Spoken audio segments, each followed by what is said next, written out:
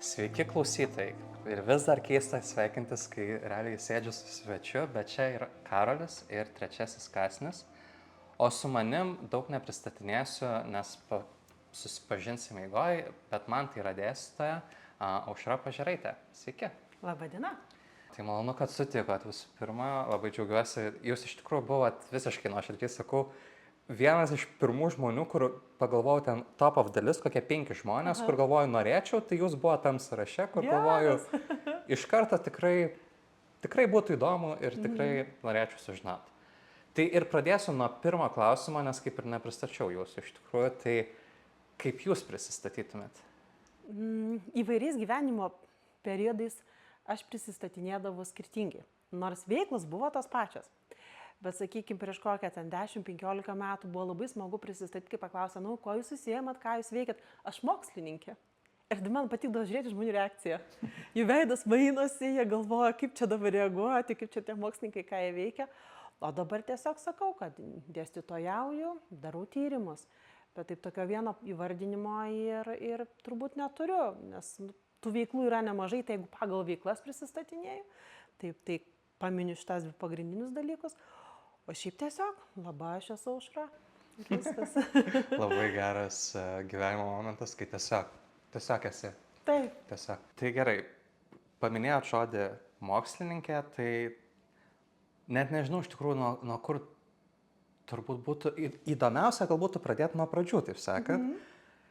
Kada atėjo tas momentas ir kaip jisai atėjo, ar kaip žmogus nusprendžia, kad nori būti mokslininku ir siekti visų tų mokslo laipsnių ir taip toliau? Gal tokio tiesioginio noro, kad užaugsiu, norėsiu būti mokslininkė. Tikrai nebuvo. Tikrai tokio noro nebuvo, tokių minčių nebuvo. Bet baiginėjant mokyklą, mes kalbėjom su bendraklasiais, kuo norėtume būti užaugę. Ir kažkaip buvo aplinkui pasidomėjus, kas kaip ką, ir Vytauto Didžiojo universitetas tuo metu buvo neseniai atsikūręs. Ir vienintelis mano požiūriu siūlė mokslus ekonomikos srityje, kurie yra vakarietiški. Ir man tokia mintis šovė, kad aš norėčiau kažką su ekonomika ir kad dar būtų galima rašyti. Ir svajoti reikia labai atsargiai, nes man dabar tenka rašyti straipsnius ir net reikalavimai yra tam tikrą kiekį jų parašyti. Tai su tom svajonėm reikia atsargiai, nes jos labai taip įdomiai gali įsimaterializuoti. Tai gal toksai pirmas buvo matymas, kad norėčiau kažką su ekonomika ir rašyti. Ir tada studijos, bakalauras, magistras ir magistrantūros metu į paskaitą atėjo svečias, akademikas Jurgis Vilimas, ir jisai pristatė galimybės dirbti energetikos srityje Lietuvos energetikos institute. Papasakojo, kad turi įdomių projektų, kad dėl tų projektų gali tekti labai nemažai pakeliauti, pamatyti pasaulio. Ir Lietuva labai tas energetikos sektorius tuo metu transformavosi, tikrai tų iššūkių buvo daug. Ir kažkaip mane patraukė. Ir vėlgi atsargiai reikia svajoti. Aš, kai įsidarbinau institute, tai turbūt pirmas, 3 ar 5 metus, aš važinėjau beveik non-stop.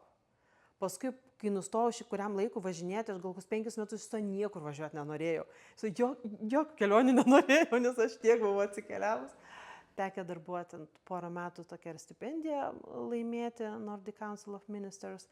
Tai ten irgi buvo iš esmės kelionės, stažuotės į Skandinavijos šalis, Daniją, Norvegiją, Švediją, Suomiją, apvažiuoti ten po nemažai laiko praleisti. Tai tikrai buvo labai intensyvus laikas ir taip ir sukrito, kad jau sykį aš energetikos institute, mokslas irgi man patiko. Tai pabaigus magistrantūrą pasikalbėjau su savo ir tuometiniu turbūt dekanu ir mano magistro darbo vadovu Pranu Žukausku, sakau, norėčiau doktorantūrą. Pranas sako, mielai kviečiam. Tai tada buvo konkursas į doktorantūrą, konkurse vėlgi man pasisekė, įstojau į doktorantūrą, 4 doktorantūros metai, iš karto įkliuvau į dėstymą, kas man buvo baisu, šnekėti prie žmonės. Dar kažkaip vienam kolegai pasiskundžiau, jis sako, Uša, sako, čia tavo kryžius yra. Tu turi įnešti. Sako, man iš šono atrodo, kad tau tai visai gerai vyksta. Sako, tai tiesiog tu turi nešti. Na ir nešu po šiai dienai. ir dalyju savo veiklas tarp tyriamosios veiklos, kalbėjimo apie tyrimus ir toliau, vėlgi platesniai visuomeniai pateikiant tų tyrimų rezultatus, tai per tų straipsnių rašymą ir ten konferencijos ir panašus dalykai.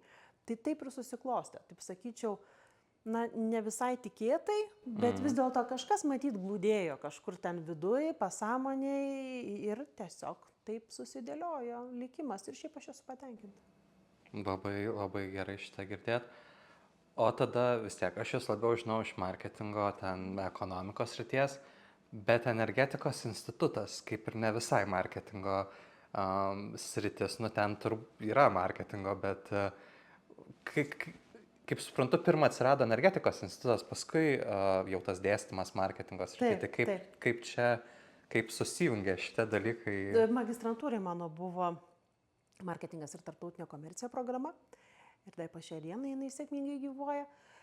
Ir aš irgi galvoju iš pradžių, kaip dabar tas marketingas toje energetikoje. Bet kada energetikos sektorius tuo metu didžiulės tikrai transformacijas pergyveno, tai reikėjo ir kainodaros, ir santykių su vartotojais kūrimo, ir vertės kūrimo, visų šitų fundamentinių dalykų, kas yra marketingas. Aišku, buvo ir platesnis požiūris, ir organizacijos, restruktūrizacijos, įvairūs tokie dalykai. Teko pasigilinti, kuo skiriasi kilovatas nuo kilovolto, bet visgi aš džiaugiuosi, kad man to marketingo pavyko atnešti į energetiką.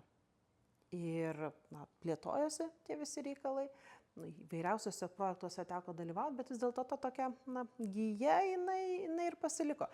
Tik tai tiek, kad galbūt dabar sau leidžiu daugiau domėtis, jeigu taip galėčiau vardinti, ne mikromarketingu, nesakykime jau taip visiškai griežtai įmonių lygmenyje, bet visuomenės, makro tokių marketingų. Kaip padaryti poveikį visuomenėje, kaip padaryti postumį, kaip aktyvizmą kažkokį, dar kažkokius tai dalykus, kas visuomeniai, matom, kad turėtų būti vertinga, naudinga, bet kaip tą parodyti. Kaip tą parodyti, kad tai nėra sunku, ar kad tai yra patrauklu. Tai tiesiog būtent tas toksai makro šiek tiek labiau lygmuo atsirado, bet vėlgi tai tas kelias toksai buvo nuo įvairiausių smulkių dalykų iki didesnių ir aš nežinau, kur pasisuks toliau, kas man vėl pasidarys įdomu. Tai čia tyrėjo, mokslininko, dėstytojo didžiulė yra prerogatyva, kad mes galim patys susigalvoti savo iššūkius ir užduotis. Tokius kalnus savo išsikeli, kur reikės užlipti, ir kinkuoji su vienokiu ir kitokiu bagažu nugaros, su kuprinė ir kinkuoji. Nemažai kalbam apie mokslininkas, tyrėjas, rašo. Tai ką daro mokslininkas kiekvieną dieną? Nes mes kažkokį gal turim įsivaizdavimą, bet turbūt retas iš tikrųjų suprantam. Kartais užėjus pas mokslininką į darbo vietą, atrodo, kad mokslininkas nieko neveikia. Tai reiškia, kad jisai galvoja. Tai kartais tenka tiesiog sėdėti ir galvot, kartais labai daug skaityti, kartais labai daug klausinėti, diskutuoti ir bandyti ieškoti sprendimų, kurie galėtų, tikėtina, turėtų būti naudingi visuomeniai. Ir tie sprendimai, tai ką siūlai, tai ką įžvelgi, be jokios abejonės turi būti pagristi objektyviais faktais. Tai tų faktų paieška, tyrinėjimas, bandymas įžvelgti priežasties ir pasiekmės tos ryšius. Ir toks ir yra darbas. Sėdėti, stovėti, vaikščioti, galvoti, skaityti, rašyti. Tai taip ir yra. Toksai kartais atrodo lyg nieko neveikimas, bet kakta būna kartais labai karšta. Didžiulis nuovargis po to. Beje, mokslininkai nuo seno yra įrodę, kad protinis darbas 7 kartus sunkesnis nei fizinis, tai kartais galvoju, kaip gerai dabar būtų tiesiog nueiti, ką nors iškastų. Žolę nupjauti ar dar ką nors padaryti. Dviračių pasivažinėtų, taip truputį pravėdinti tos smegenis. Šitą turbūt irgi, kadangi labiau protinį darbą dirbu negu fizinį, tai suprantu ir turbūt pritariu tiem mokslininkam. Šiaip tokį turiu keistą gal klausimą, bet šiandien bandžiau domėtis daugiau apie jūs ir ten ieškoti informacijos, bet ne per daug, kad ir kartu šitas pokalbis toks būtų švarus, pavadinkim. O kaip mokslininkai, kai yra daug bendraautorių, kaip jie dalinasi, kas ten ką rašo ir kas už ką atsakingas? Tai pagal tai, kaip jie prisidėjo. Okay. Bet pavyzdžiui, leidyklos tai yra labai supaprastinę gyvenimą. Jeigu yra ne vienas, o keletas autorių ir yra opcijos įvairiausios, pasirinkite, ką šitas autorius darė. Gal ten turėjo įžanginę idėją, gal prisidėjo prie metodologijos kūrimo, gal metodo įgyvendinime, gal rinko duomenis, gal darė, recenzavo, vidinę recenziją gal darė. Ir tokios pasirinkė opcijas, ką kiekvienas žmogus darė ir įsivardyje. Tai tas gerokai yra palengvinta, nereikia tiesiog sėdėti sugalvoti, o kągi aš ten, kaip įvardinti tą darbą, ką aš sėdėjau, ar ten stovėjau ir dariau. Tai va, tai yra tos įsivardinį, ką kiekvienas darė. Ir taip ir matosi dažnai straipsnių bendraautorystėje, būtent atsispindi kiekvieno indėlis pagal tavo darbo tos veiklos įvardymą. Okay. Tai tęsiant gal toliau apie straipsnius, kaip, tiksliau gal tyrimus iš tikrųjų negu straipsnius, kaip gimsta idėjos pačios, tema kažkokia? Labai įvairiai. Labai įvairiai, tų inspiracijų yra tikrai daugybė. Gali būti, kad tu objektyviai matai, tiesiog stebėdamas aplinką, tu matai kažkokį tai trūkumą, žinojimo trūkumą. Tu skaitai kitų straipsnius ir įžvelgi kažkokį tai žinojimo trūkumą. Arba tu matai, kad pas juos taip suveikia, o kaip pas mus tas pats dalykas suveiktų.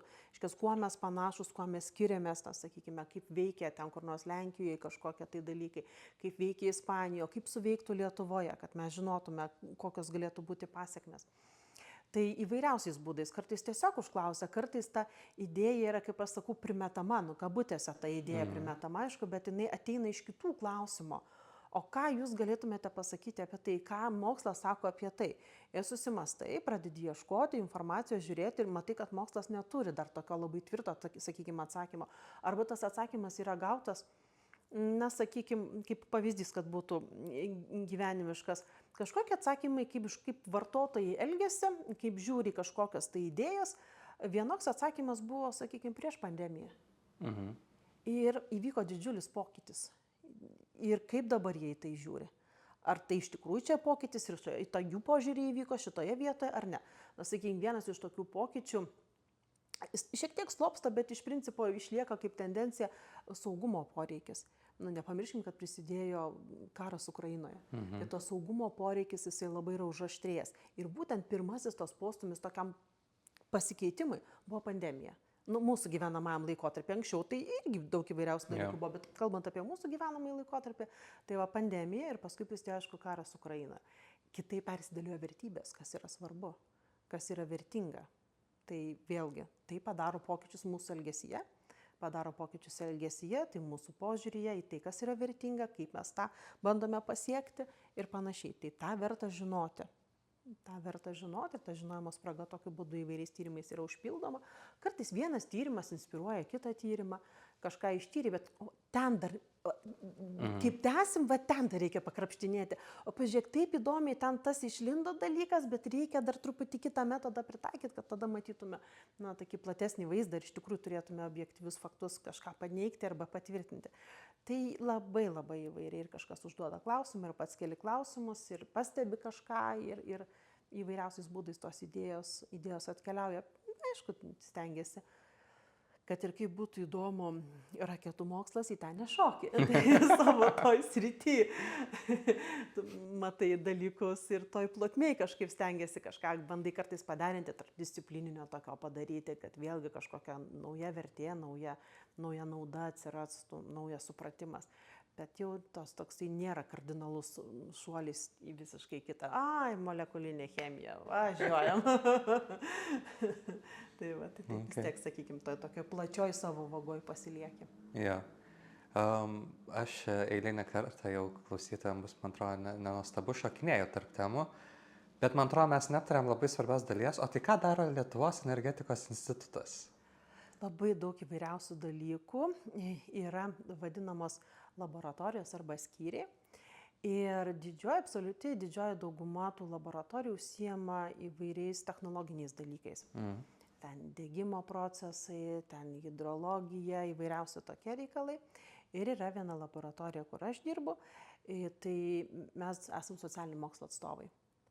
Tai kitaip tariant, kartais būna ir tokia užduotis, labai labai paprasta, labai žemiška. Kažkas sugalvojo naują degiklį, dabar turim projektą labai įdomu, sugalvojo naują degiklį ir ar tas degiklis, technologiškai viskas ok, jisai veiks, bet ar tai, kaip jisai veiks, ar pavyzdžiui sumažės kenksmingi išmetimai, ar bus pigesnis variantas kaštų naudos analizė, ar visuomeniai šitas naujas dalykas, jeigu jis plačiau paplistų, ar jisai būtų priimtinas, nes labai daug inovacijų, jos pasilieka stalčiuose, nes žmonėm tai nėra priimtina.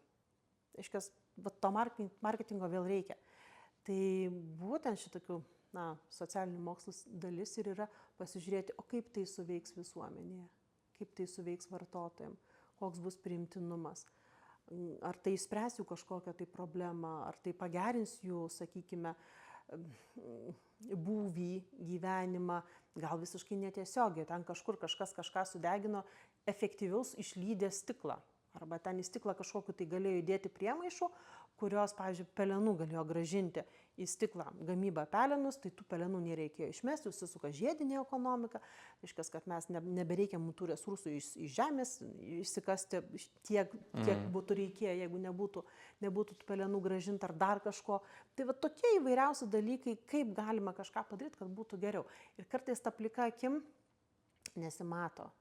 Tai dabar man tikrai sunku įsivaizduoti, kad aš atsisėsčiau ir nežinau, kavinėje sėdėdama aplinkiniam žmonėm pasakočiau, žinokit, kaip stiklą ten deginam, kaip ką, gal kažkam net ir būtų įdomu, viskas tvarkoja.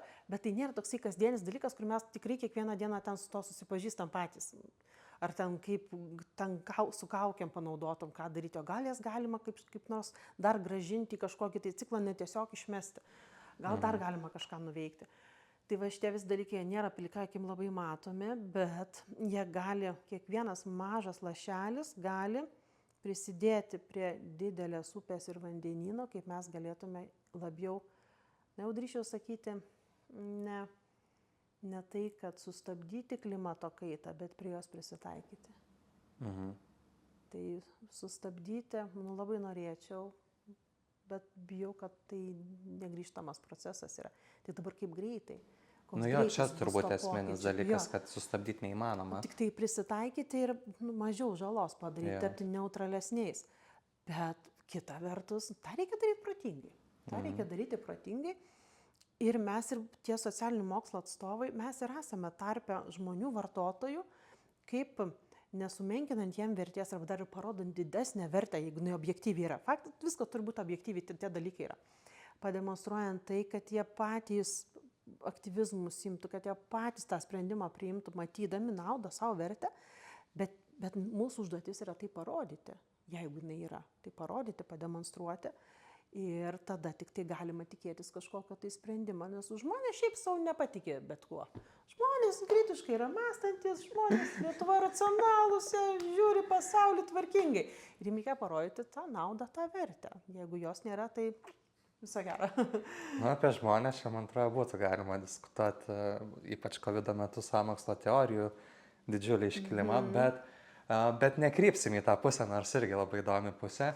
Čia aš labai norėčiau šitą dalyką pasakyti, kur mokslininkai, aš prisimu ir savo dalį kalties, ir aš jau pradėjau nuo COVID maždaug vidurio, aš pradėjau sau leisti daryti, ko anksčiau, neleisdavo. Mes mokslininkai pripratę sakyti, kad esant tokiai ir tokiai tikimybei, tokioms aplinkybėms, jeigu taip, tai šitaip, tai va, kaip, bet tada gal kitaip, o kitaip. Ką jie čia šneka, tie mokslininkai? Nesąmonės, išvedžiojimus kažkokias, jiems tik tai žmonės užšnekėti. O mums sąmokslo teorininkų reikia pasimokyti. Jie sako, aš žinau, bus taip. Tai gal ne visiškai jau taip primityviai, bet perimti gerąją patirtį, bet reikia turėti daugiau drąsos sakyti, kad aš žinau. Turėtų būti taip. Aš žinau, nes mano tyrimų rezultatai rodo, kad galėtų būti šitaip. Aš žinau. Neatiduoti to aktyvizmo, neatiduoti tiems, kam nepriklauso. O jeigu priklauso, tai vis tiek pasijama ir naudojasi, gal galia demokratija, šnekam, teigiam savo mintis, viskas tvarkoja, bet šitos mintis mokslininkai turi drąsiau sakyti apie tai, ką jie žino.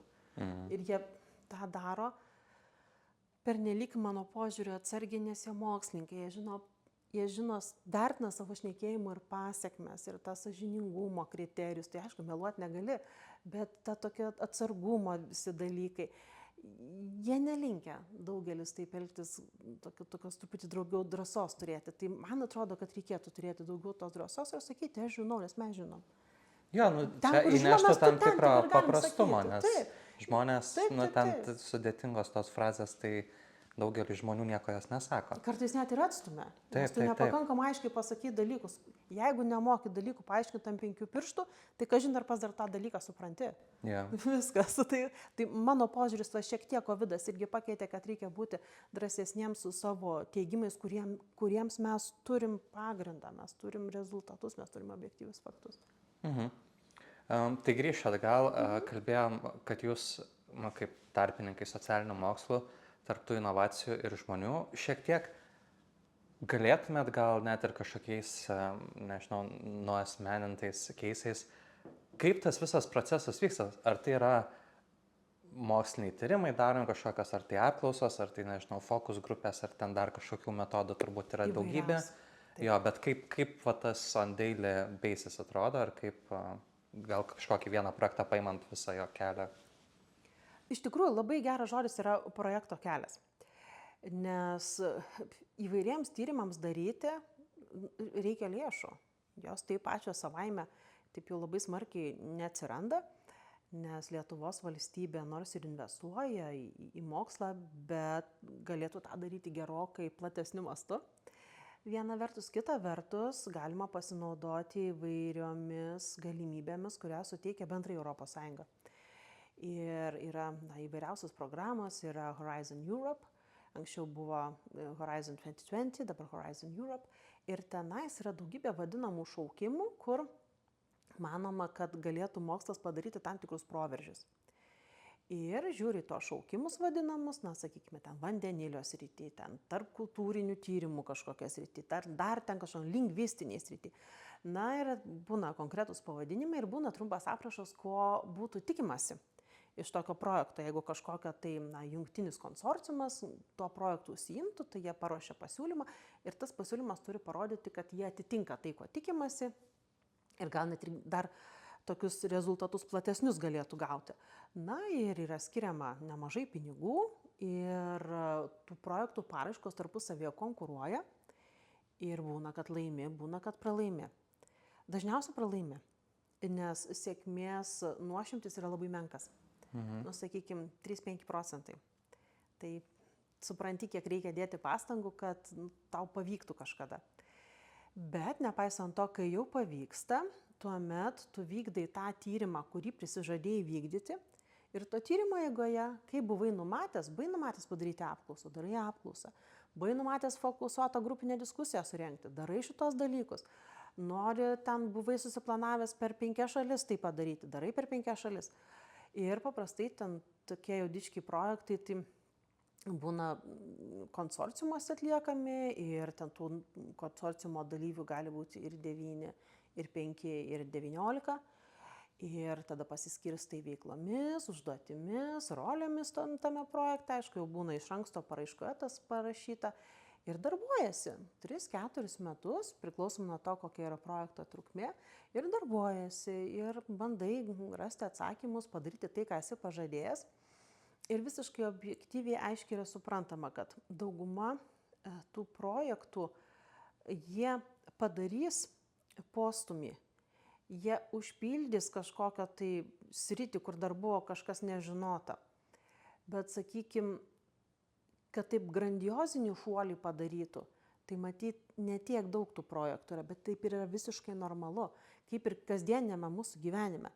Mes darom labai daug rutininių darbų, mes darom daug įvairiausių veiklų, kurios tokios staigaus labai didelio pokyčio nedaro. Bet susidėjus eigoje vienas po kito tą pokytį gali padaryti. Tai yra tiesiog investicija į mokslą, kad tyriant kažkas atsirastų. Ir tenka dalyvauti tokiuose projektuose, tada ir labai akiratis prasiplečia tuo pačiu, tu bendrauji ir su kitom mokslo institucijom, ir su verslu bendrauji, verslas būna įtrauktas, bendrauji, matai skirtingas kultūras, skirtingus požiūrius matai ir tame gimsta įdomus, vertingi dalykai. Kai kurie, pavyzdžiui, gimsta vertingi ir įdomus, bet pagal situaciją dar ne šiandien. Tu matai, kad tai net ne rytojos, tai gal po rytojos arba po 5 metų tas dalykas galėtų įsigyvendinti. Bet jisai jau yra, kartais net pavyksta ir patentuoti, tai jau yra. Ateis laikas ir jisai bus įgyvendintas dėl to, kad jam susiformuos sąlygos tinkamos tam įgyvendinimui. Tai yra nuolatinis rengimasis įgyvendinti dalykus, kurie galėtų būti vertingi. Aišku, yra daug mažesnių, smulkesnių ten tų projektų, ten ir tų partnerių mažiau, ir tų veiklų tada galbūt šiek tiek mažiau, bet tų galimybių yra daug, tik tai tiek, kad kartais pagalvoji, velnias nešė mane į tą galerą. Nes tu daugiau dedi pastangų studijuojant, tobulėjant, tuo tavo gyvenimas kartais atrodo, kad tampa tavo karjeros prasme, darbinė prasme mažiau užtikrintas. Mes kas 5 metus turim įrodyti, kad mes vis dar esame protingi. Ten tas straipsnių kiekis, pranešimų, visokie tokie dalykai, o tu dalyvavote kokiam tarptautinio projekte, taip, pliusiukas, šiek tiek šaržuoju, bet taip yra iš tikrųjų. Tai sakau, taip kartais atrodo, blembački, gal geriau bandelės kepti. Irgi sekasi tikrai labai neblogai. Bet ir vėl pagalvoju, proto pratimai yra smagus. Ir kol sekasi, tai sekasi, bet niekad negali žinot. Gal tikrai cinamoninės bandelės bus mano ateitis, aš negaliu užtikrinti. Dabar kepyklėlių tiek atsidarė Kaune, kad tikrai, man atrodo, gera verslo niša. Konkurencija būtų vėlgi didžiulė. Jo, bet jeigu geras, tai... Oi, geras. Spurginė, prašau, kiek metų egzistuoja, nieks jos nekonkuruos niekada. Tai ten, čia, jeigu gerai darai, tai jokie konkurentai nesvarbu. Gerai, dar turiu iš tikrųjų kelias klausimus iš to energetikos instituto. Apie tą įrodymą, kad vis dar protingi esat. Tai ar čia, ta prasme, kad projektai nauji ir ar čia kažkoks... Čia yra atestacija. Ar tai bet kurioje mokslo institucijai dirbant, kas 5 metus vyksta reiškias, akademinio darbuotojo, mokslinio darbuotojo atestacija. Okay. Ar jisai vis dar aktyvus, ar jo protas vis dar veikia, tai kas 5 metus tave testuoja. Taip. Okay. Taip ir turi būti, jeigu tokiom pareigom, ten tiek ir tiek straipsnių, tiek ir tiek sudalyvauta konferencijose, tiek ir tiek sudalyvauta moksliniuose tyrimuose, tiek ir tiek viešinimo, doktorantų sėkmingai apsigynusių bent vienas ar ten dar kas nors. Ir taip. Aha. Na gerai, labai. Nežinau, ar gerai. Nežinau, aš ir gerai, nežinau, ar aš norėčiau įrodinėti kas 5 metus, ar vis dar kažką turiu. Bet dar tada norėčiau pagrįžti čia į dar kitą temą, šiek tiek pakalbėjom apie tvarumą ir tokį gal ne visai linksmą gaidą, kad kaip čia prisitaikyti, o ne pristabdyti. Man šiaip ir labai įdomi tema ir vis pasidomiu ir ten to daug greenwashingo, ar kas yra greenwashingas, bet ne apie tai norėčiau paklausti, o ką matot, kokios inovacijos galbūt jau išrastos arba dar būsimos, nežinau, nuspėjamos, kurios kažkokį turės galimą impactą. Nežinia, ar čia dar daug neaiškumo, aišku, bet galbūt jau yra kažkas, kas daro nematomą kažkokį impactą ir mes ten nelabai žinom. Čia toks sudėtingesnis gal klausimas. Jeigu iš energetikos ryties, tai dabar, sakykime, labai didelis dėmesys yra skiriamas vandenilio. Sričiai vandenilio gamybai, žaliasis vandenilis. Tai šitas tikrai dalykas, vis dar reikalauja sprendimų, kad tai būtų tikrai saugu, kad tai būtų paprasta, nes vėlgi, sakau, vartotojui turi būti iki skausmo paprasta. Yeah. Dėl ko atsiranda įvairiausi appsai? Dėl to, kad mes esam tingus. Bet dėl to, kad mes esam tingus, atsirado šildymas, nes mums šalta ir mes tingim visą laiką patys kažką daryti. Tai iš to tingėjimo ta civilizacija važiuoja į priekį. Tai čia reikia, kad būtų pasiutiškai nenormaliai patogu, saugu patogu, tai šita tokia vieta. Bet man vis norisi pargrįžti į ne tiek inovacijas, kurias mes kartais laukiam kaip dangiškos manos, bet į mūsų kasdienį elgesį. Jeigu gali plastikinę pakuotę priduoti, priduok. Jeigu negali priduoti, bet reikia išplauti ir įmesti į šiukšliadėžę, tam tikrą, išplauk ir įmesk į šiukšliadėžę. Ir šitie maži dalykai, kurių kartais per tingėjimą nenorim padaryti, man atrodo, kad šitie maži dalykai, atsakingumas, gali būti didelė prasmė. Kad kartais, inovacijos irgi labai gerai, bet kartais paprastume irgi slypi dalykai. Nes nereikės gal ir tų inovacijų tiek ir tokių, jeigu mes tiesiog darysim dalykus tvarkingai, taip kaip būtų gerai, taip kaip būtų vertinga. Tai kartais bandau nepamiršti iš tokių smulkių momentų, o inovacijos, kaip sakau, tai matyti ir tie ir kaupikliai, ir ypatingai vandenilio sritis, tikrai tikimasi proveržio. Daug tokių kartais atrodo smulkesnių, degiklis, kad efektyviau sudegintų, su mažiau kuro didesnė temperatūra pasiektų. Tokie kartais paprasti dalykai, jie gali vėlgi padaryti tam tikrą postumį. Šitas skaudus apie plastiko rūšiavimą, nes gyvenu name, kur neturim konteinerių rūšiavimo. Kokia bėda. Bet neduoda ten mums kažkaip įmonės. Gerai, tai apie tvarumą tai čia įdomu, bet čia jau atskiras turbūt galėtų būti visas podcastas šitą temą, o gal ir bus ateityje. Bet norėčiau pakreipti pokalbį į kitą jūsų, man atrodo, irgi nemažą dalį, arba gal man tiesiog geriau žinomą dalį. Tai va tas mokslinis universiteto darbuotojas ir dėstytojas ir panašiai. Sakėt kryžius, kurį turit nešti. Ar vis dar kryžius, ar jau dabar? Ir taip, ir ne. Pats prisigalvoju tos kryžiusgi kai kada. Kartais atsisėdi, pasižiūri, paskaita, gerai, čia dabar vasara, aš turiu labai daug laiko, būk tai ne va tai. Ir reikia ten truputį pakrapštyti. Ir tu pastebi, kad tu krapštai jau antrą savaitę, normalią įveiklini visas valandas, kur galėtum atostogauti įveiklinį darbai. Ir kartais tu vėlgi aptinki save kuičiantis dėl vienos skaidrės, nes tu nori, kad jinai taip atrodytų. Tai tau reikia ten tokio dalyko, ir tu kuitiesi pusę dienos, visą dieną. Mano rekordas yra 1,5 dienos skirtos vienai skaidriai padaryti. Ir aš galvoju, bet, Aušra, ar tikrai, ar negalima paprasčiau pasižiūrėti gyvenimą? Tu kūrybiškai žiūrėk visą, pagalvok, kaip galima paprasčiau. Bet paskui aš jau prasikuičiau daugiau kaip dieną. Dar gal 5 minutės ir aš padarysiu kaip noriu. Tai atėjo tas 5 minutės, gal ten 10 ir aš padariau taip, kaip norėjau. Tai kartais toksai tą kryžių pats savo užsidedi ant nugaros. Bet aišku, kad jau nebėra toksai nuo to adrenalino, ypatingai prieš pirmą paskaitą, kada dar nepažįsti auditorijos, kai ateini pas studentus. Tai to jauduliuko visą laiką yra ir turėtų būti, nes man atrodo, kad jau nebesijaudinsiu, tada man jau nebebus svarbu.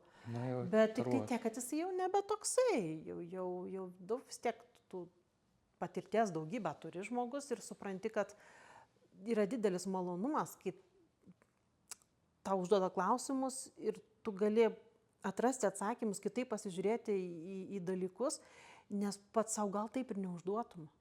Tai tas yra tokie irgi proto pratimai, toks atsišviežinimas. Tas yra labai smagu.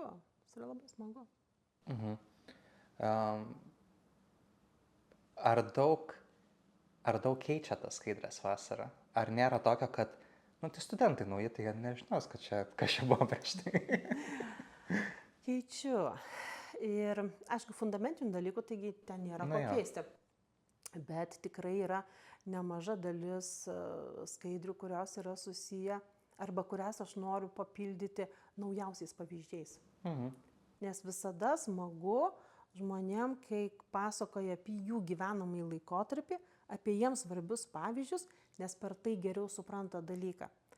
Tai būtent užsikuičiu tų tinkamų pavyzdžių, šiandieninių pavyzdžių paieškose. Ir tie pavyzdžiai, dar aišku, jie turi būti ne tik aktualūs, bet ir tinkami pavyzdžiai, atskleisti, papildyti kažką.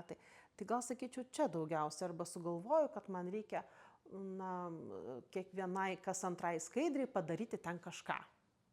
Kad būtų jos žaismingesnės, kad būtų patrauklesnės akiai. Tai vėlgi užsikuiti ten kartais kiek reikia, gal net ir nereikia. Bet daugiausia tai būtent dėl pavyzdžių norisi atnaujinti. Čia toks, man atrodo, gausias kompleksinis gana klausimas, bet pabandysiu nesudėtingai. Vis tiek jau dėstot šiek tiek daugiau negu kokius porą metų, tai kažkiek matėt ir pokyčius turbūt viena dalis tiek universiteto ar ten fakulteto, tiek ir pačių studentų. Ir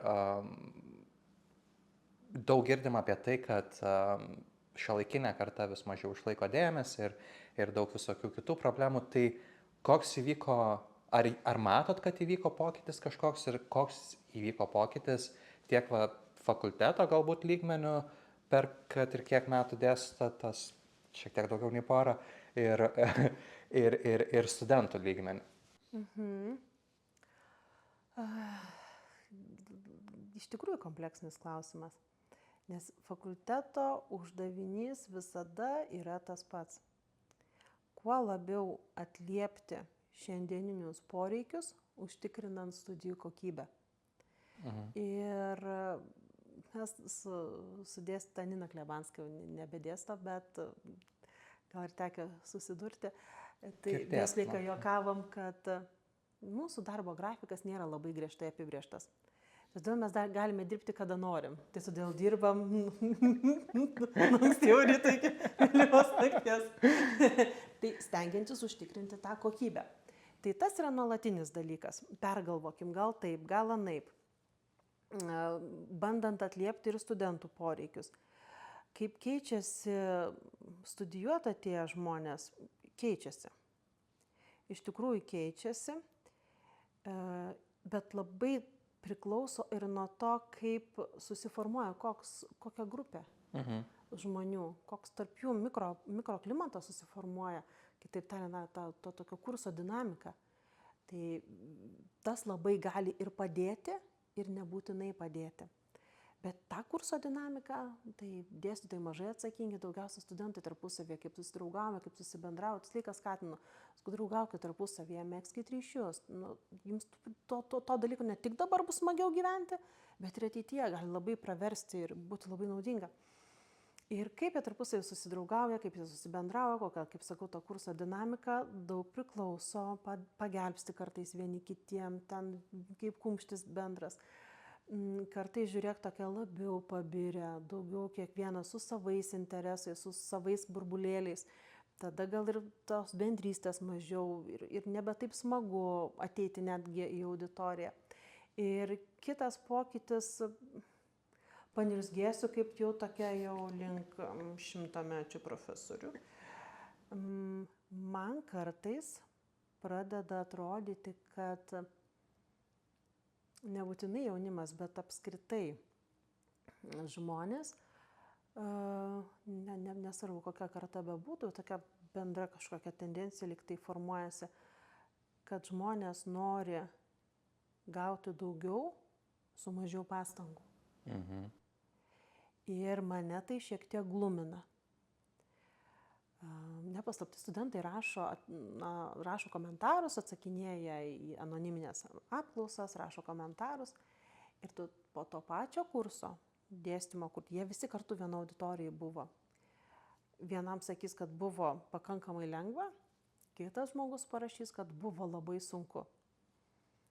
Ir mano klausimas, ar čia blogai, kad sunku?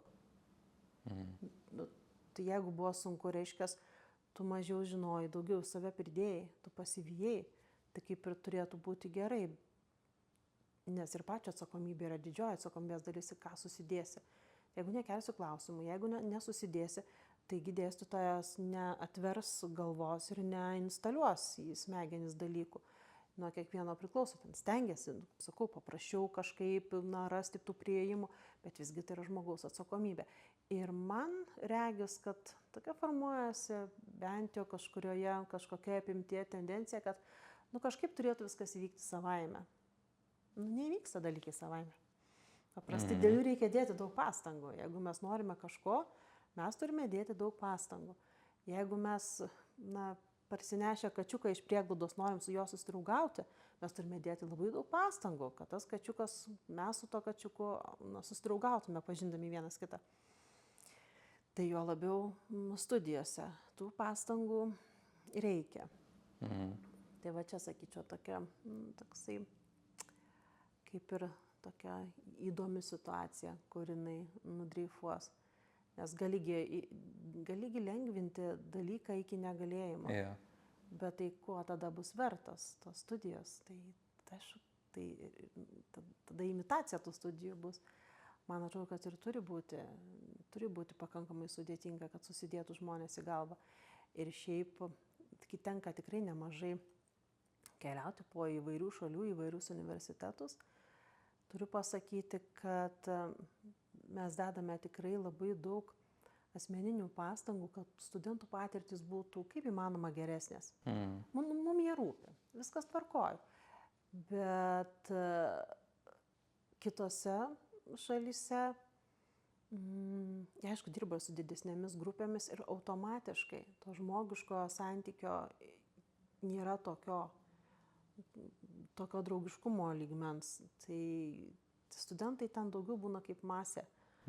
Atėjo dėstytojas, atidėstė, uždavė 100 puslapį perskaityti iki kito susitikimo ir tiek žinių, nenori viso gero. Tai mes truputį, gal net šiek tiek ir išlepinę esame mūsų studentijoje, bet ir patys dedame didelės pastangas, nes norisi, kad tiem žmonėm būtų geriau, nes jie kuria Lietuvą, visų mūsų Lietuvą. Tai tas kažkaip norėtųsi, kad vyktų kaip įmanoma geriau. Ir čia man klausimas, kur yra kokia protinga riba? Kad nei per daug, nei per mažai. Tai čia toksai ir yra žaidimas didelis ir nuolatinis. Bet šita labai gera tema, ir gal turbūt pasąmoningai iš ko klausimas kilo ir paskui susijau. Tai mes rašinėjom Liepos vidury, nors girdėsit mus turbūt tik tai rugpjūčio gal pirmoje pusėje. Bet kaip tik Liepos vidury, šiom dienom išėjo straipsnis iš pačių geriausių, sakyčiau, Lietuvos būklės vertintojų, tai yra Palangos verslininkų. O, tai bloga vasara. Ne, dar nebloga, dar tik vasaros vidurys. Bet iš dalies jo. Gal ne iš to, kad nesuprekiauja, nes dar vasaros vidurys šiek tiek per anksti, dar porą savaičių ir man atrodo, kol klausysit šito podcast'o, jau bus bloga vasara. Bet apie darbuotojus buvo. Ir būtent nepaslaptis, kad Palanga gyvena iš studentų moksleivių, iš esmės.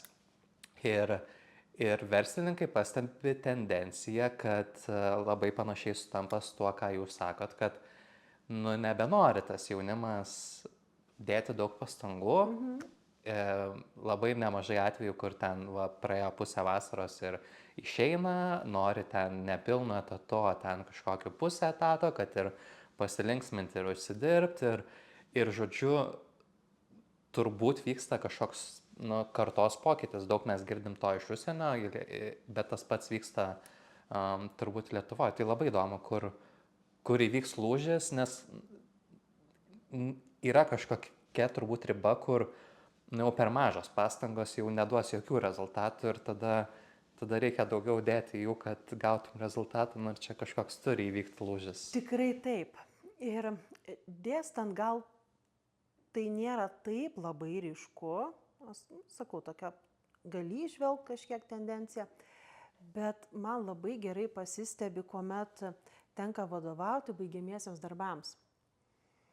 Prieš turbūt 2 metus, neįvardinsiu žmogaus vardu pavardę, bet turėjau puikų studentą, rašė labai įdomią temą ir kai pirmas buvo susitikimas, jisai sako, aš pasiklausinėjau prieš tai, kam jūs kitiem vadovavot, apie jūs kaip apie darbo vadovę, Sako, žinau, kad esate reikli, bet sako, žinokit, man čia nereikia tų aukštumų.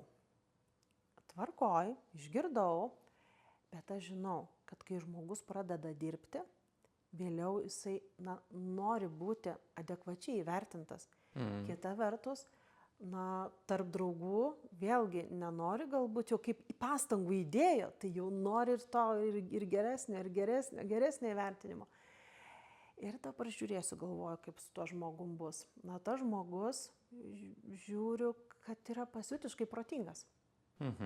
Pasiutiškai protingas žmogus, kuris sako, man ten 6-7 per akis, galvo negerai. Taigi jam liks tas diplomas, tos pastangos, galų gale jų įvertinimas, ne tiek pažymių, kiek kad jisai jausis, kad jisai padarė, ką galėjo geriausio, kad jam nuo tos smagus jisai galės didžiuotis. Galvoju, reikia čia kažką padaryti. Ir aš iš palengva, po truputį reikalaudama, galų gale įvyko taip, kad tai buvo geriausias darbas kurse. Bet jo reakcija žmogaus sako, tai turbūt buvo pirmą kartą gyvenime, kai, man ne per labiausiai apie tai žinant, buvo iškeltas didesnis tikslas, nei kad aš tikėjausi ir jisai buvo pasiektas. Ir sako, man buvo labai keista, labai džiugu, bet ir tuo pačiu keista, kad, sako, aš pats savo, sako, kai jau kur ten noriu, tai keliuosi tuos aukštus tikslus. Bet man tiesiog buvo tokia mintis, kaip tu, būdamas tikrai galintis, kaip tu paskui po 5 metų žiūrėsi. Mes žinom, kad ta vertė keičiasi, tas supratimas keičiasi. Dar ten truputėlį būčiau kažką ir galbūt buvę ir pačiam smagiau. Aš nekalbu apie tokį fizinį įvertinimą, ten skaičių kažkokį balą, bet pačiam būtų su tuo darbu smagiau, būtų buvę prisiminti, kaip pristatė, kaip apgynė, kaip džiaugiasi. Tai kartais aš ir padarau tokius dalykus, tuomet, kai ypač sakau, kai matau, kad žmogus pernelyg save nuvertina. Nes kai pradeda dėti pastangas, tai žmogus paprastai, jeigu rūpi, tai tas pastangas deda šiek tiek ekstra žingsnį į priekį. Tai norisi, kad tas iš tikrųjų būtų kokybiškai ir rezultate džiugintų ir po metų, ir po 5, ir kad būtų gera prisiminti. Tai kartais, kai jau vienas su vienu dirbi, kai vadovauji baigiamajam darbui, tą lengviau pavyksta padaryti su didesniu skaičium studentų. Aišku, tada reikėtų gerokai daugiau to laiko, nes ten tikrai to asmeninio dėmesio skiria. Tai čia tas momentas, kur mes galim. Ir kokia ta karta bebūtų, jinai gali. Jie gali būti kitokie, jie gali patyti pasaulį kitaip, jie gali būti užaugę pritekliuje, jie gali nebūti matę kažkokių dalykų, bet visi gali. Visi rupūžiokai, kai nori, tai gali. Tai man labai smagu būna, kai tie žmonės supranta, kad jie galų gale pasiekė daugiau, nei kad patys iš savęs tikėjosi. Tada jie jaučiasi labiausiai paaugę. Ir tada po 1 metų, po 3, po 5, kai susitinka, pasako, dėstytoja, jūs man tada pasakėt, aš po šiai dienai prisimenu, jergutėlio, taigi 5 metų turėjo praeiti. Tai kodėl negalim anksčiau? Kodėl negalim šį dalyką suprasti anksčiau? Svarbu, taip, kad tai suprato. Ir aš žinau, kad tai būna. Ir tam tikrą prasme aš galiu patvirtinti, kad tai būna ir su jumis būtent taip ir buvo. Nes irgi mano, nors gretutinių, bet baigiamasis buvo, aš sakyčiau, siaubingas. Jūs atsiprašydama, man atrodo, man 7 parašėt, ir aš galvoju, kodėl ne 5, bet taip, tai atsimenu iki šiol ir bendravom jau nežinau kiek metų irgi iš to labai šilto žmogiško ryšio. Dar šiaip norėsiu grįžti prie studentų, bet jau gal pabaigai. Prieš tai, gal iš tikrųjų tai sureaguosiu truputį dar į šitą. Man atrodo labai svarbus dalykas, ką įvardinot ir ką pati darot, savo pavyzdžių, ir man atrodo daug kam reikėtų daryti, labai turbūt nemažai iš tos vyresnės kartos girdisi ir pats tikrai kartais tai pagalvoju, nes jau esu ta karta, kur susitarė su jau ten labai jaunais darbuotojais, kad, tie tai tinginiai, nieko jie čia nedaro, jie nori čia labai daug, čia atlyginimų nori didelių, dar tik tai pradėjo ir ten, bet jeigu mes daugiau gal skirtume vyresnioji karta dirbti su tai žmonėm ir padėti jiem ir gal slapta padėti jiem pasiekti didesnių dalykų, tai man atrodo, tai labai, labai pagerintų situaciją ir kaip ir sakėt, faktas, kad visi sugeba, visi gali, ir čia žmonė nepražus, kad ir kokia ta nauja karta bus, bet labai gerą frazę sakėt, iš tingėjimo ten kažkaip Taip, kažkas civilizacija gimsta. veja į priekį tingėjimas. Taip, tai šitas jau aš matau, kur bus dedama visose vizualuose. Bet jo, nu, man atrodo, šita karta gal tingesnė kabutėse, rodau, nes nematot, bet kažkoks, man atrodo, pokytis bus ir vis tiek nesustosim ir išspręsim ir, nu, gal neišspręsim, bet susitvarkysim ir su visais ten klimato atšilimais ir viso kito. Bet šita karta labai tai kreipia dėmesio. Taip. Jiem tai yra svarbu. Tarasme, tie jauni žmonės, jie yra labai gražus ir savo širdelės, ir savo protų. Tik kartais, sakau, man atrodo, kad reikia sugebėti iš jų išlupti visus šitos dalykus. Jo. Ir parodyti, kad žiūrėk, tu šitie gero turi, dėk į šalį tą tingėjimą, jo vedinas, daryk dalykus ir tikrai bus labai visiems įdomu ir vertinga. Taip, tai aš ir manau, kad jaunoji kartoje daug visko yra. Bet dabar dar irgi palieskim vieną temą iš jūsų, kur man irgi visai įdomi, nors nesidomiu krepšiniu, bet Eurolyga. Ir jūs esat labai ir Žalgirio fanė, kiek matau iš jūsų socialinių medijų. Ir kartu VDU universitetas ir jūs asmeniškai veikiat dalykus su Eurolyga. Tai ką veikiat su Eurolyga? Su Eurolyga tai mes draugaujam. Labai draugaujam. Ir ta draugystė yra pagrįsta studijomis. Mes turime su Eurolyga programą Sports Business Management. Ir tai yra magistrantūros programa ir tokia vienintelė pasaulyje, su kuria kartu su Eurolyga mes teikiame norintiems studijuoti. Eurolyga yra atsakinga už, sakykime, tokias praktinius dalykus, pakvietimus praktikų, visus tokius reikalus, organizuoja tokias strateginės sesijas, kur mes irgi sudalyvaujam, galim patobulėti šitoje srityje, pamatyti, kaip kas vyksta praktikoje, kaip vyksta didelėse, mažose kompanijose, kokios patirtis, kas ir kaip, ko trūksta, ką reikėtų pagelbėti ir panašiai. Bet iš esmės tai ta draugystė prasidėjo nuo tos bendros programos. Ten tenka šiek tiek prisiliesti, šiek tiek dėstyti. Tai yra būtent ta sfera. Kažkaip irgi krepšinis visada buvo arti. Aš jo nežaidžiau pati, bet aš savai įvardinu kaip profesionali fanė, nes aš moku puikiai švilpti. Bet jeigu kas paklaustų, koks mano yra, ką aš geriausiai moku gyvenime, kur išskirtinis talentas, tai yra švilpimas. Aš švilpiu labai garsiai ir labai garsiai. Galėčiau dalyvauti konkursuose, būtų švilpimai. Tai aš jau profesionaliai valdžiu šitą dalyką, darbuojuosi srity šitoj kantriai ir daug metų. Ir 6 metų prisimenu stebint krepšinį. Tai man kažkaip tarp tėvų ta situacija tokia, kai prisimenu, tėtis amžinatelis, kad galėtų klausytis Amerikos balso, ten tokia vyniodavo ant pieštuko vielutę, kad pasidarytų tam tikrą antenytę, kad geriau ten tą Amerikos balsą gaudytų. Tai mes ir Amerikos balso klausydavom ir tuo pačiu Žalgirio kovą su CSKA, tai irgi yra, tam tikro, tuo metu tai buvo tam tikras tokio patriotiškumo apraiška, tokio pasakymas, kad mes esame gyvi, vis dar egzistuojame. Ir tokiu būdu, bestebint, bedalyvaujant, ir nepamečiau šito momento.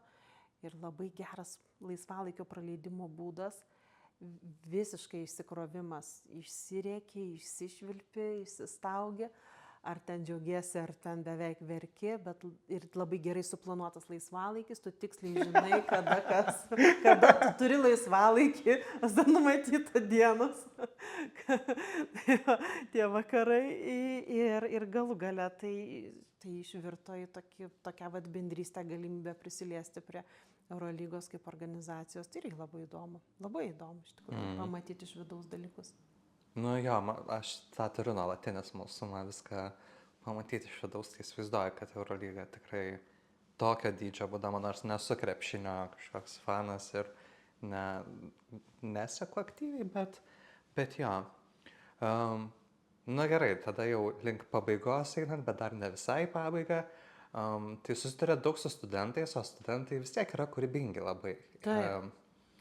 Kokių įdomiausių turit, nežinau, gal istorijų, pasiteisinimų iš tokių, nu, kur kažkas neįvyko, ar netaip įvyko? Ir tokių ir linksmų, ir juokingų, ir įvairiausių tų pasiteisinimų yra buvę. Iš tikrųjų, nėra, kad ten labai bandytų kažkaip prigalvoti nebūtų dalykų. Dažniausiai tiesiai šviesiai pasako, dėstytoja, atsitiko taip ir taip.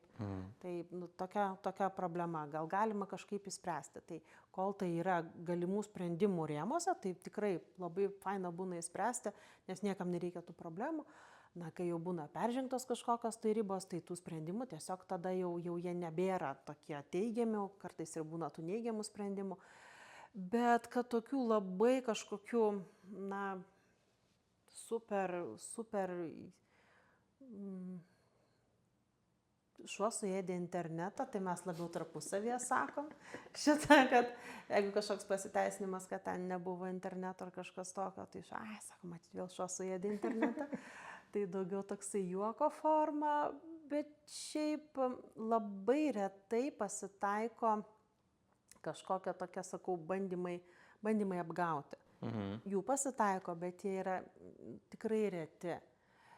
Na, būna, kad kartais pabando, o tikrai 92% kitų minčių paėmimo už savo, čia dar jau tikrai bus blogai. Bet čia tokie vienetiniai atvejai, kad mes tai jau kaip legendas, kaip mitus pasakojam tarpusavėje. Kad ten, prisimeni, prieš porą metų buvo taip, arba šiemet buvo šitaip. Vienkartiniai labai atvejai. Šiaip man nepasitaiko tokių dalykų. Greičiau tiesiog dėstytoja, tą dieną negalėsiu, arba atsitiko taip ir taip, arba ten susirgau, dabar pas gydytoją ar dar kažkas tokio. Tai tokios labai žmogiškos situacijos ir sakau, dažniausiai tai būna labai tiesiai šviesiai pasakoma, gražiai, korektiškai, bet labiausiai žeidžia tai, kuomet labai, sakau, tai išskirtiniai atvejai, labai reti, bet kažkokia tu jauti, kad apgavystė kažkokia vyksta. Ta lengva pastebėti. Tai tada būna nemalonu, taip kažkaip truputį kaip ir žeidžia. Nes mano pirminė nuostata, kad jie yra visi nuostabus. Visi tik tai tokie. Bet sakau, tas labai retai, taip jau, man net sunku prisiminti, negaliu, bandau, čia bla atsakinėdama tą klausimą, neturiu ką pasakyti tokio labai įspūdingo iš tikrųjų. Įspūdingesni tai būna komentarai.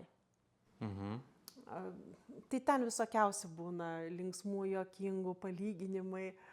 Ten, kad vieną prisimenu, tiksliai nepacituosiu, bet kai įvyko COVID-as ir taip jau buvo atsitikę, kadangi mes ir tą programą su Eurolyga mes ateikim nuotoliniu būdu, tai mes buvom visiškai pasirengę dirbti nuotoliniu būdu, tai tiesiog taip čmakšt ir perėjom, tai nebuvo mums sudėtinga.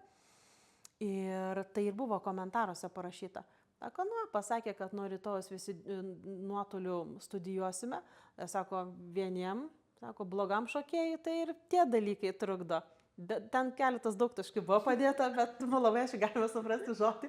Sako, čia dėstytoja paėmė, sako, čia akimirką ir mes viskas, sako, ramiai esame, nuotolėje dirbam ir viskas labai yra okei. Tai, bet tu labai lengva tai padaryti, nes patirtis jau buvo, kokie mes kietėm, patirtį turėjom.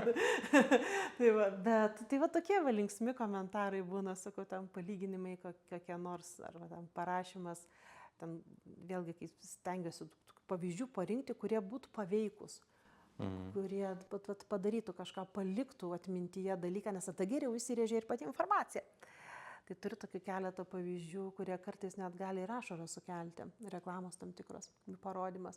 Tai irgi sako, ir juokėmės, ir verkėm per tas paskas, ir aš galvoju, tai paskaitytų kolegos, ar ne, ir mes per paskaitas verkėm, tai ką jinai ten darė. Prašiausiai, iš tikrųjų, mes tuos pavyzdžius žiūrėjom tam tikrus, kurie sukelia labai stiprias emocijas ir parodom, kaip tos emocijos gali būti sukeltos žiūrovų. Tai gal tokie dalykai. Iš tokių paskutinių momentų tai labai faina, tikrai susidraugavom visą laiką man su reklamos vadybos studentais, aš tai programai vadovauju, magistrantūros programa, tai tikrai susidraugaujam, tikrai praleidžiam smagų laiką ir kai tenka įsiskirti, jie paima kažką pasako, kažką padaro, praėjęs kursas, dar jų studijų metu, aš ateinu prie savo darbo stalo ir matau padėtas šakotis ir nedidelis, reiškia, parašymas, ar ne šakotis, gal tik nupieštas, buvo dabar tiksliai neprisimins, bet esmė buvo pats tas lapelis, nes ten šakočio palikimas, čia svarba buvo tas lapelis. Čia buvo jūsų geriausi studentai. Ir nupieštas šakotis, jo nupieštas, nes mes kalbėjom apie šakočius, apie, kaip verslo sprendimus, ten taip toliau ir panašiai. Ir čia buvo jūsų geriausi studentai. Jie daugiai faina. Man labai smagu, kad jie jautėsi, kad jie yra geriausi studentai. Man atrodo, kad čia yra didelė vertybė. Ja. Tai jie tikrai tokie yra. Tikrai taip. Mūsų ateitis visgi. Taip. Ir jau visiškai einant į pabaigą, jau nutolstant su temu užsiminėt, kad kepat geriausias cinamoninės. Tai kur Kaune geriausias cinamoninės be jūsų virtuvės? Pas mano dukrą. Gerai, geresnės negu mano. O kur jeigu eitumėt į kažkokią vietą, tai kur eitumėt cinamoninių? Nes dabar visi turi cinamoninės. Tai dabar tiesie man tai nemokėjo už reklamą. Vienas dalykas. Kitas dalykas, aš manau, kad cinamoninių bandelių, tokių žiauriai cinamoninių ir jau tiek saldžių, kad net kartu darosi, reikia keliauti į Švediją. Ten, kur vienas mano kolega irgi susipažinom projekto vykdymo metu, jisai pats yra vokietis, nutekėjęs į Švediją, ten gyveno, augino vaikus ir sako, tos vaikus augina, ten vaikų bendri gimtadienį, ir sako, aš ateinu į tą gimtadienį ir, reiškia, padėtas cinamonas, šiek tiek sumaišytas su cukrum. Ir aš klausiu, tam vaikai kažką valgo, reiškia, kažkokias bandeles, dar kažkokius dalykus. Ir aš klausiu, ar jums užbarstyti cinamono? Jie visi sako taip. Ir aš sako, aš taip atsargiai vieną arbatinį šaukštelį truputėlį užbarstau, barstau antrą arbatinį šaukštelį ir sako, man atrodo, kad jau viskas čia tikrai yra gana. Ir aš žiūriu į jų akutes ir sako, aš suprantu, kad jie jautėsi nubausti. Nes realiai tai reikėjo pilti kokius kelis tikrai valgomus šaukštus arbatinius. Sako, ten cinamono turi būti daugybė. Yeah. Tai va, tai geriausias cinamoninės bandelės, man atrodo, yra Švedijoje. Po to, kai kepa mano dukra. Supratau. Tai gerai, tai turbūt šiam kartui tiek, ką žino, gal bus koks kitas kartas. Ačiū labai dar kartą jums, ačiū klausytojams ir iki kito podcast'o.